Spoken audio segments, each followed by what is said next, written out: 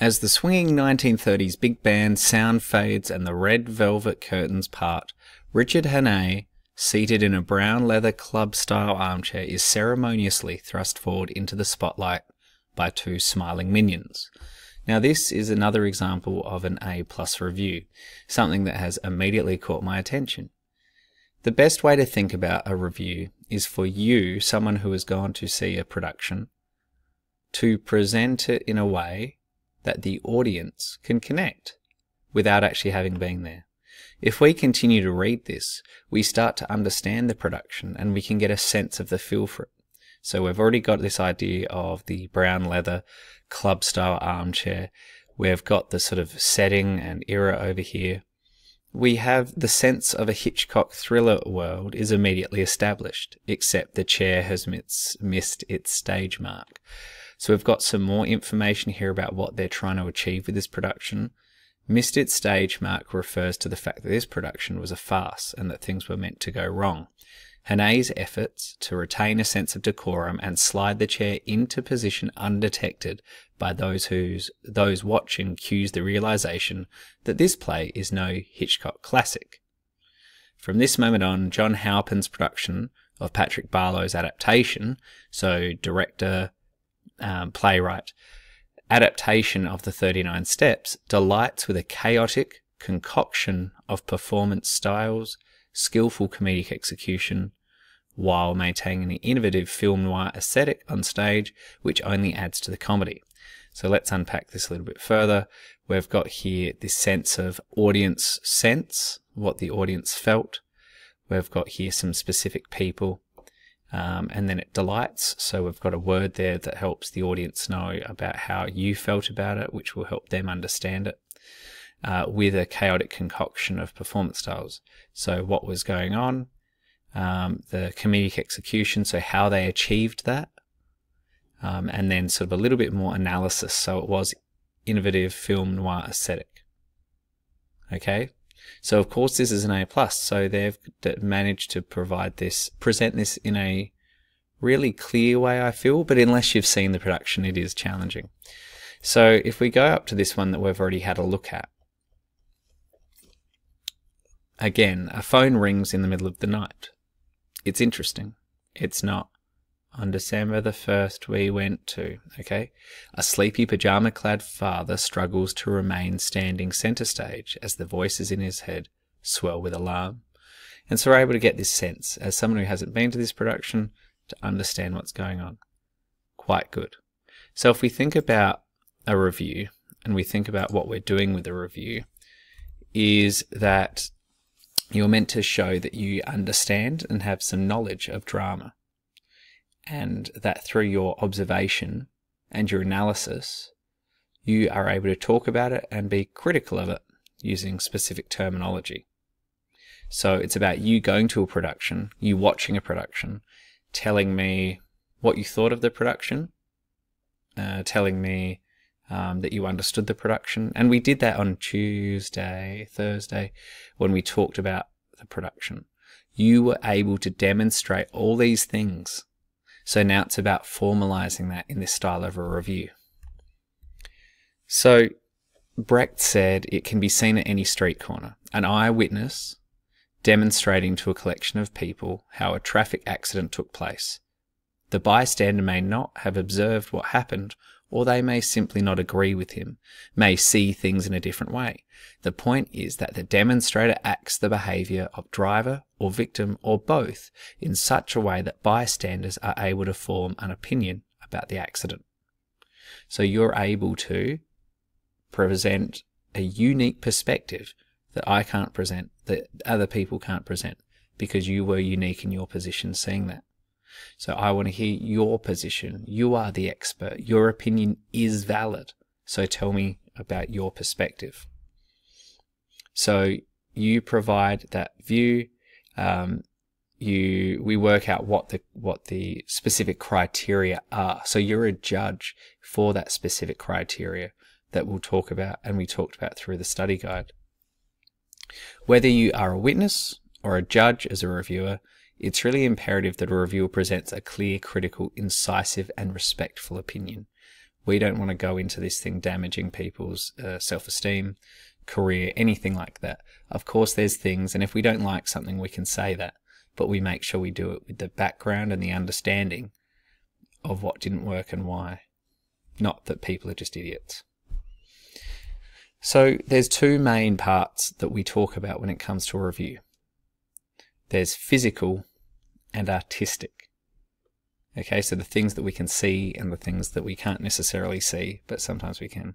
So physical elements, we can talk about the stage, the set, the lights, sound, venue, those environmental factors. And we talk about the artistic elements. And this is more the more in-depth and analytical stuff. The acting, the direction, the writing, set design, lighting, sound design, music composition, AV imagery, any multimedia stuff like that. So we want to make sure we grab the reader's attention, and a strong closing as well. You mention important information. Is it the play venue, the company, so State Theatre Company in this Jasper Jones? Is it the playwright, the storyteller originally, actors, creative team? When we're talking about people and what they've done, we make sure we use their name because they've worked hard on that, so they deserve to at least have their name mentioned in your review. Your opinion should be clear and direct. Say what worked, what didn't work.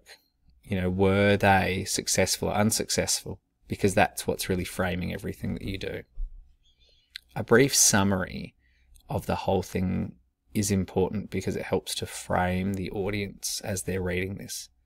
Now, they don't need to know a full plot. That's wasting a word count. But a very, very much, what were they trying to achieve? What was the framework for their storytelling? Okay? And these can often be found in the study guides or in the State Theatre Company's website. When you read what they're trying to describe it as, that can help you to understand it rather than a recount.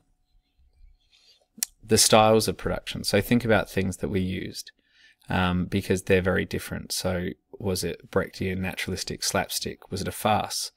Was it based in contemporary? Was it classical? You know, is it importance of being earnest, or is it more something that's Shakespearean, or is it more something that's experimental? You know, help the audience understand it and also use that language so you can show that you understood it. Okay, we talk about actors portraying by them. So the character and the name of actor who is portraying them, the relationships, their purpose, the ensemble, what did they add to that production and how did they add to it? When it comes to the acting, think about what they did to achieve their result. So if you take a step back and think that was really good or that wasn't good, why and what about it was it? So for example, was it characterization? You believed them thoroughly and they engaged you in everything that they were doing. Was it strong physicalization? Was it that they had a really depth of understanding about their character? Was it that they showed great development throughout? Were they a great storyteller and every time they were on stage you were drawn to them? Physicality, expressiveness. Was it vocal technique with projection? Was it their tone or their differences, their subtle nuances that they used? And how did they interpret and address that for the audience? The direction, so consider what they were trying to achieve, so reading the director's intent. Having a look and saying, what were they trying to achieve? Because only when you have that set of criteria from what they were trying to achieve can you really say whether it was successful or not. So was it clear or was it done in a more abstract way? Was it stylized? Thinking about how they did it. Did they beat you over the head with it or was it subtle? What were they trying to achieve? Did they achieve that and how did they achieve that? Think about the stage. Was it the use of space that they had? Was it that they had an interesting layout? Was it thrust or promenade, proscenium? What did they do? Did they break that fourth wall? Did they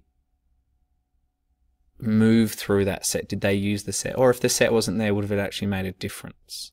Did they use their physicality beautifully as they interacted with the set? What did the set represent and how did the designer actually go about achieving that?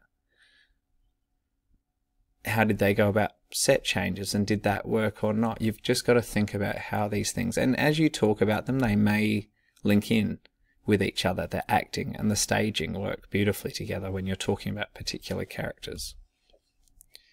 Technical design elements. So again, with direction, this can link in with this stuff as well. Was it particular costumes that helped frame a character? Was it the set? Was it the AV, music, whatever it was? So when we think about these things, a helpful way to look at it is to think about what was the element, what was an influence. So for example, was the set a Shakespearean influence? Did it work? Why not? And provide an example. This is just like a bit of a planning sheet more so than anything. You don't need to follow it. So let's have a look. The character Gus was a very messy man. This was shown to the audience through the way he dressed. He wore a rough jacket, and everything else that he wore was either not tucked in properly or did not reflect acceptable styles of a higher class person. Let's have a look at this one. Gus, portrayed by Brendan Rock. So straight away we know that there was an actor who was actually doing that. Portrays his character. So remember, we're not watching and analysing that character, but we're looking at the acting and how Brendan Rock has actually presented that character. He presents him as frantic, chaotic, and a humorous man who questions circumstances and viewpoints. Great analysis, but what about the application? How did he actually do that? This complex individual uses abrupt gestures and grubby mannerisms, such as the goose step. Okay, and so we know how he does it. The costume as well helps to support that. So we see here that this example is a stronger example than this one, because they're able to talk about it from that point of view of, I'm at a production and I'm presenting that viewpoint to you, an outsider. So this is our criteria for what we're looking at. We're looking at that you've considered analysis and evaluation, and you're able to do that under the framework of drama and the specific terminology. Now, to support this as well, this little planning sheet is quite helpful, because what it helps you to do is it just provides you with a list of notes, a list of what you felt and saw, and some information that you can bring into it.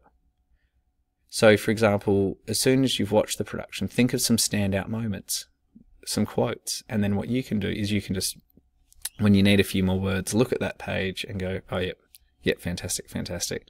That was a good point. I might talk about that. Not all of these will be relevant to every single production. Audience reaction. You know that there was a particular moment that every time this particular person would talk, the audience were on the edge of their seat, or the audience would always erupt in laughter, or that a particular actor was able to captivate the whole audience. And you can sense that as an audience member, and you can feel that, and so you can talk about that. And then what it comes to is, when we write our reviews, we want to make sure that we're not spoiling, but we're able to present a sense of the production. Is it worth going seeing? You know, what is the audience going to feel, and what should they expect by going to that production? So start by planning, and by planning what you do is you write some reflections. You write about the things that stood out to you, who stood out to you, what stood out to you and why, and then start to unpack it a little bit more. Look at study guides for the particular production if they're available. That way you're able to look at interviews or find interviews with the director. Okay, so now what you need to do is just get some of those things done. Start planning it out, looking at what it comes to, and then start formalizing it. Have a look at those SACE examples that are available online, and then you can see some helpful structures, but there's no one structure that's going to fit every single production. Okay, good luck.